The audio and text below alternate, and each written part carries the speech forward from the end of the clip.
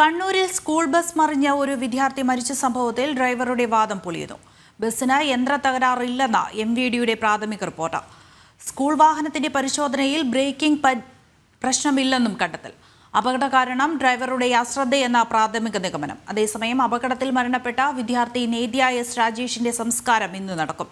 Pariyaram medical കോളേജിൽ postmortem നടത്തിയ മൃതദേഹം 11 മണിയോടുകൂടി വീട്ടുകാർക്ക് വിട്ടുനൽകും. വിവരങ്ങളുമായി കണ്ണൂരിൽ നിന്ന് മിഥുൻ പിള്ളയുണ്ട്. മിഥുൻ, എന്തൊക്കെയാണ് വിശദാംശങ്ങൾ? വളക്കൈ അപകടവുമായി ബന്ധപ്പെട്ട് ഡ്രൈവറുടെ വാദം പൂർണ്ണമായും പൊളിയുകയാണ്. ബസ്സിന് യന്ത്ര തകരാറില്ലെന്നാണ് ഇപ്പോൾ MVDയുടെ പ്രാഥമിക റിപ്പോർട്ടിൽ പറയുന്നത്. സ്കൂൾ വാഹനത്തിന്റെ പരിശോധനയിൽ ബ്രേക്കിന് പ്രശ്നമില്ലെന്നും കണ്ടെത്തിയിട്ടുണ്ട്. മാത്രമല്ല, എഞ്ചിനും തകരാറില്ല. അപകട കാരണം ഡ്രൈവറുടെ അശ്രദ്ധയാണെന്നാണ് പ്രാഥമിക നിഗമനം. ഫോൺ ഉപയോഗിച്ചതിനാൽ ശ്രദ്ധ പാളിയതാകാം കാരണമെന്നാണ് MVDയുടെ നിഗമനം. മാത്രമല്ല, അശാസ്ത്രീയമായി നിർമ്മിച്ച റോഡും അപകട കാരണമാണ്.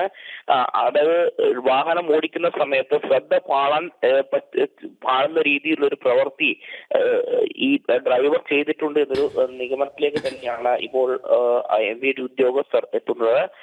അതേസമയം കഴിഞ്ഞ ദിവസം തന്നെ ഈ ബസിന്റെ ബ്രേക്ക് കാര്യക്ഷമമായി പ്രവർത്തിക്കുന്നുണ്ട് എന്ന് MVD ഉദ്യോഗസ്ഥർ പരിശോധിച്ചിരുന്നു. അതിൽ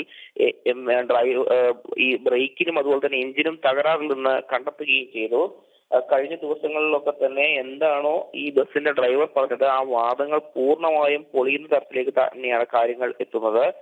ഡ്രൈവർ പറഞ്ഞത് വാഹനത്തിന്റെ ബ്രേക്ക് നഷ്ടപ്പെട്ടതുകൊണ്ടാണ് അപകടം ഉണ്ടായതെന്നാണ്. എന്നാൽ MVDയുടെ ഈ ഒരു പ്രാഥമിക റിപ്പോർട്ട് ഈ ഡ്രൈവറുടെ വാദങ്ങൾ പൂർണ്ണമായും തള്ളുന്നതാണ്.